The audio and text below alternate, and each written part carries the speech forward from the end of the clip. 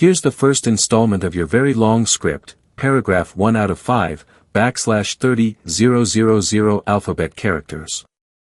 I'll write it in a natural, human storytelling style, with a strong hook at the beginning to grab viewers and also include the "don't forget to subscribe" prompt. Each paragraph will be very detailed, emotional, and engaging. ## script. 1. ****.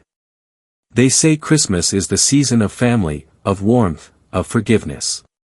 The streets glitter with lights, the air carries the smell of cinnamon and pine, and every commercial on TV tells you that the only place you should be is at home surrounded by the people you love most. But what happens when home doesn't feel like home anymore? What happens when the child you raised, the boy whose scraped knees you bandaged, whose tears you dried, whose laughter used to echo through the same walls you built with your own hands, looks you in the eye and dismisses you as though you're nothing more than an unwelcome guest? That's the question that burned in my chest this past Christmas. And before I tell you exactly what happened, before I tell you why I withheld the mortgage payment that could change everything, I want you to pause, take a deep breath, and imagine this story as if it were yours. Because at some point, all of us have tasted that bitterness of giving everything to someone, only to be made to feel like we don't belong anymore. And if you've ever been through that, if you've ever been hurt by your own blood, then I promise you'll want to stay with me until the very last word of this story. And hey, before we dive in, make sure you hit that subscribe button and turn on the bell, because this channel, *Grow for Justice*, is where we tell the kind of stories that make you feel, stories that make you think, stories that remind you that you're not alone. Christmas Eve should have been magical. The snow had started early that morning, a gentle drift that turned the streets into postcard pictures. I bundled up a basket with homemade gingerbread, cranberry jam, and the kind of hot cocoa mix that used to make my son's eyes light up when he was a boy. I wrapped each jar with care, tied each ribbon in the same red his grandmother used to love, because traditions, to me, are threads that stitch generations together. As I drove through the snow, I rehearsed in my head how I'd greet him and his wife, how I'd kneel to hug my granddaughter, how I'd laugh off any awkwardness because Christmas is no place for grudges. But when I arrived at the door, things didn't go the way I imagined. The door opened, and there he was, my son, taller than me now, broader, a man in every sense. But instead of the warmth I longed for, his eyes carried a coldness, a wall I couldn't climb. "Dad," he said flatly, "you didn't need to come. We had plans." Just like that, as though I were a delivery man who showed up with a package no one ordered. The basket in my hands suddenly felt heavy. My heart did too. I tried to play it off, tried to say, "I just wanted to see you, to see my granddaughter, to drop these off." But he shifted uncomfortably, glancing over his shoulder, as though embarrassed I was even there. His wife's silhouette flickered in the background, and I could hear my granddaughter's tiny voice asking who was at the door. For a split second, I thought he would step aside and let me in, but instead, he leaned forward, blocking the view, and whispered, "Dad, not tonight. Please." That word, *please*, it was polite enough, but the tone behind it was a dismissal. A rejection. A reminder that in his world, I was no longer welcome when it mattered most. I nodded, forcing a small smile as if it didn't matter, as if it didn't sting. But the drive home was a blur. The gingerbread sat untouched on the seat beside me, and the Christmas lights lining the neighborhood homes mocked me with their cheer. That night, I sat in the dark, staring at the mortgage paperwork I had been covering for him every month. And that's when it hit me, if I was just a visitor, an outsider in his life, then maybe it was time I stopped being the safety net he took for granted. Perfect thumbs up. Let's continue with paragraph 2, around 30,000 alphabet characters, of your long story script. This part will dive deeper into the father's emotions, the backstory of why he was paying his son's mortgage, and the growing tension that leads to the shocking decision. ## script continued. 2 ***. The longer I sat in that dark living room with only the ticking of the wall clock and the faint reflection of Christmas lights from my neighbor's house seeping through the blinds, the heavier everything felt.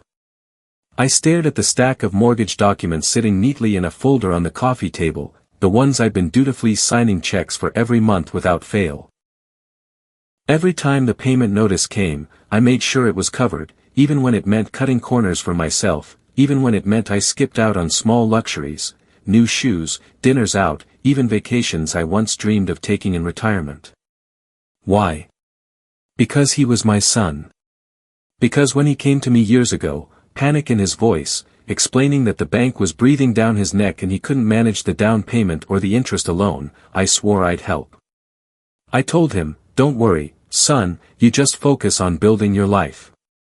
I'll make sure the roof over your family's head doesn't cave in." And for years, that's exactly what I did. I never asked for repayment. I never reminded him of the sacrifices. To me, that's what love was, giving quietly, without strings attached. But that night, sitting there after being told I wasn't welcome in his home on Christmas, all those quiet sacrifices came roaring back into my mind like ghosts demanding recognition. I remembered the first time I bailed him out financially. He had been 23, reckless with credit cards, drowning in bills he hadn't even told his wife about. I stepped in silently, sold a few of my old possessions, liquidated part of the retirement fund I had barely touched, and cleared the slate for him. I told him, "This is between us. Learn from it, and don't let it happen again." He promised he wouldn't. But of course, it did happen again, different amounts, different excuses, always a desperate phone call at night, always a promise to pay me back, always followed by my quiet forgiveness. Over time, it wasn't just about clearing debts. It became about stability. When the mortgage threatened to collapse his home, I stepped in. When his job cut his hours and he couldn't make the payments, I stepped in.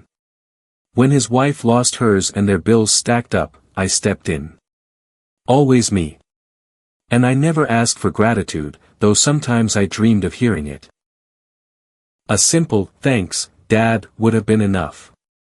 Instead, over the years, what I got was silence, as though my contributions had blended into the wallpaper of his life, unnoticed, unacknowledged, invisible. That invisibility was what ate at me most as I sat there that Christmas night. Not the money, I had long made peace with the fact that dollars spent on family weren't really lost.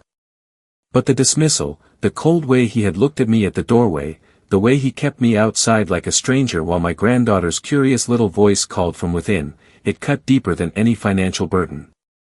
I had been his anchor, and he treated me like excess baggage. I asked myself questions I had avoided for years. Had I spoiled him by always catching him before he fell?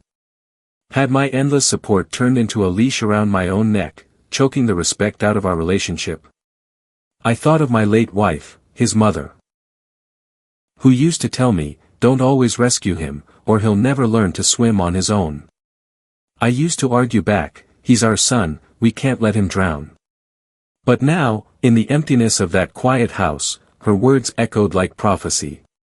Maybe in trying to save him, I had taught him that I was expendable, that my sacrifices were owed, not gifts. As the hours passed, I walked into the kitchen, poured myself a glass of water, and stared at the refrigerator where his childhood drawings used to be pinned years ago. There was one in particular that came to mind, one I had saved in a drawer somewhere, his little crayon drawing of us holding hands under a crooked Christmas tree, the words scrawled above it, "Me and Dad, best friends forever." He couldn't have been more than 6 when he drew it, but it had stayed with me like a beacon. And yet, here we were, decades later, where forever seemed to have expired without warning. That night, I didn't sleep. I sat up in my chair, staring at the mortgage paperwork, staring at the pen lying beside it, thinking of all the years I had signed without hesitation. And for the first time in decades, I hesitated.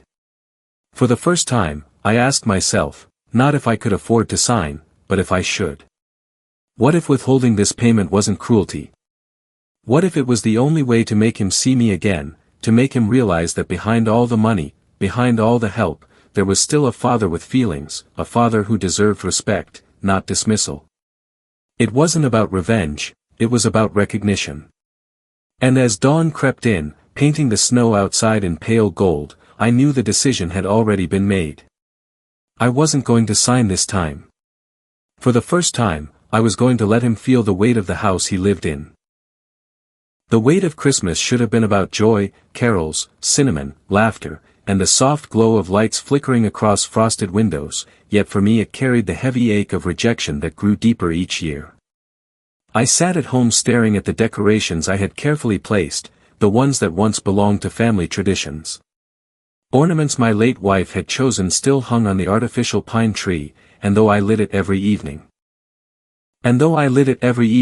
the room felt hollow without the sound of children tearing through wrapping paper or the echoes of excited voices calling for Grandma and Grandpa.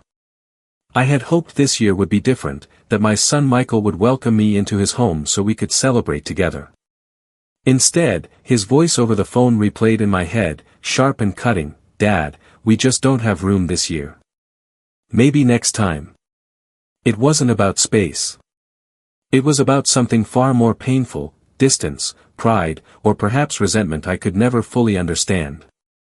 I had supported him for years, paid for his education, helped with the down payment for his house, and even co-signed the mortgage he struggled to manage. I did it gladly, because he was my only son, my blood. Yet to be cast aside during the season meant for family felt like betrayal wrapped in tinsel.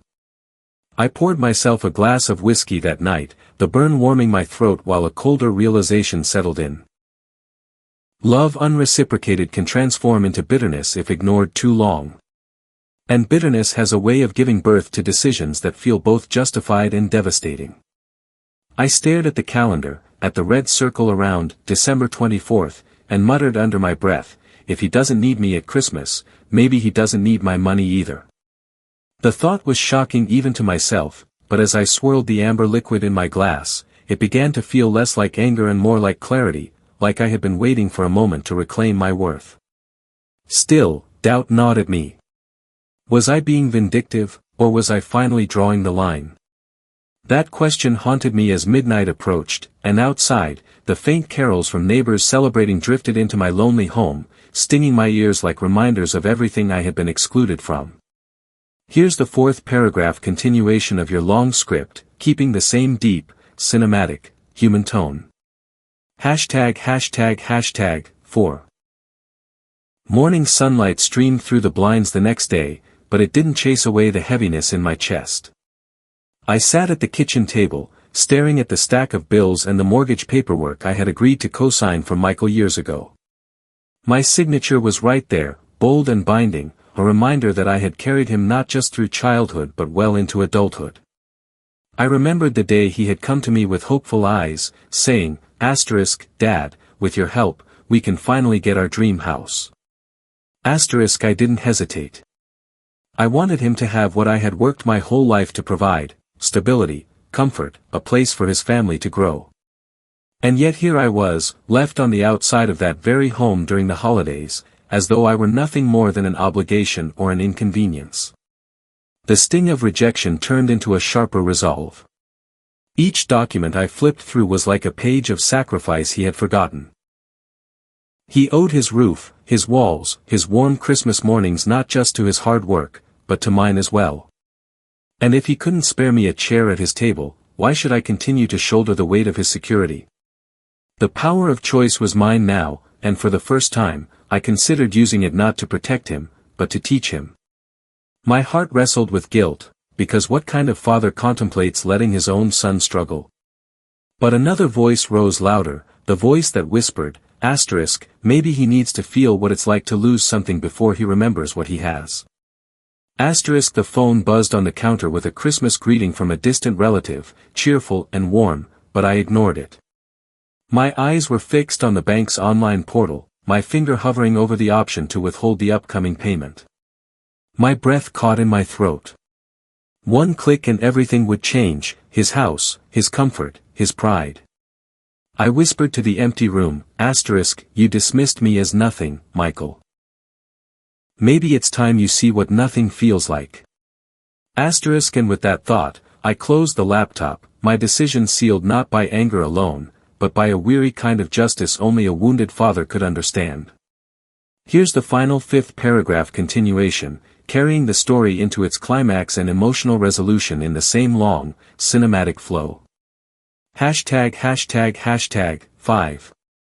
Christmas Day arrived, and though the streets outside were alive with joy, children dragging sleds across snow-dusted sidewalks, families gathering with gifts wrapped in shiny bows, my own house felt like a hollow shell, filled only with the ticking of the old clock on the mantel.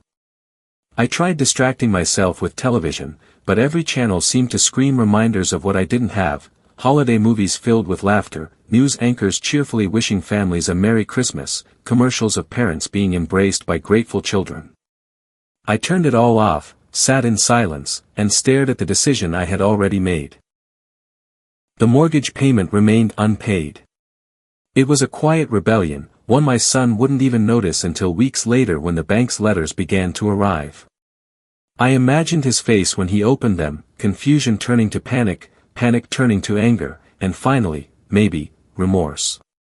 The phone rang in the late afternoon. My heart skipped, foolishly hoping it was him. Instead, it was a neighbor inviting me to dinner, pity lacing every word. I thanked her but declined. I didn't want charity, I wanted my family. Night fell, and I poured another drink, staring at the flickering lights on the Christmas tree, each bulb reflecting fragments of memories I couldn't glue back together. Then, just as I was about to retreat into the numbness of sleep, there was a knock at the door. I opened it to find Michael standing there, his wife beside him, their kids huddled in coats, their eyes wide and unsure. He didn't speak at first. He just stood there, holding a gift bag that looked hastily wrapped, his shoulders slumped, the arrogance I had come to resent washed away. Finally, he muttered, almost too softly to hear, "Dad, we should have had you with us today. I'm sorry." The words hit me harder than any storm. My throat tightened, and for a moment, I wanted to unleash my anger, to tell him about the mortgage, the betrayal, the loneliness. But instead, I stepped aside and whispered, "Come in." They filled the house with noise, laughter, and warmth that had been missing for so long. The unopened laptop sat quietly on the counter, its screen dark, its power unspent.